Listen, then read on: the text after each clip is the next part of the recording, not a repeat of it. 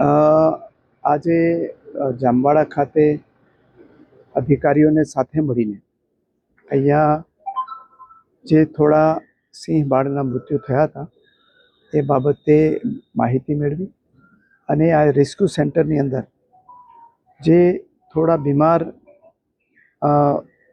કબ અને લાયન છે એમનું ઓબ્ઝર્વેશન પણ કર્યું. અત્યારે કુલ બંને જગ્યાએ મળીને 17 જેટલા જે લાયન છે એ ઓબ્ઝર્વેશન હેઠળ છે.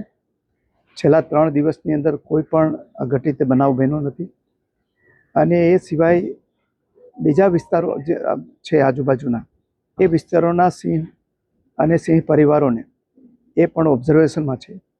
ડૉક્ટરોની ટીમ સતત કામે લાગેલી છે અને ખાસ કરીને જે ડીવોર્મિંગ કરવાની પ્રોસેસ છે એ લગભગ 500ની આસપાસ લાયન છે એના ડીવોર્મિંગની પ્રક્રિયા પણ પૂરી કરી દેવામાં આવી છે. મને બોલી લેવા દો. એટલે આ રીતે જોવા જઈએ તો એ અત્યારે કોઈ ચિંતાનું કારણ નથી અને હું વન વિભાગના અમારા અધિકારીઓને, કર્મચારીઓને અને ડૉક્ટરોને પણ અભિનંદન આપું છું કે આ ઘટના તો 28 તારીખે ધ્યાનમાં આવી, પરંતુ એની પહેલાં 19 તારીખથી જ એણે જે પ્રિવેન્ટિવ મેઝર લેવા જોઈએ એ પ્રિવેન્ટિવ મેઝર લીધેલા હતા અને એને કારણે આજે જે છે એ આપણે સ્થિતિને સંપૂર્ણપણે લગભગ કહી શકાય કે એને કાબૂમાં લઈ આવી શક્યા છીએ. અને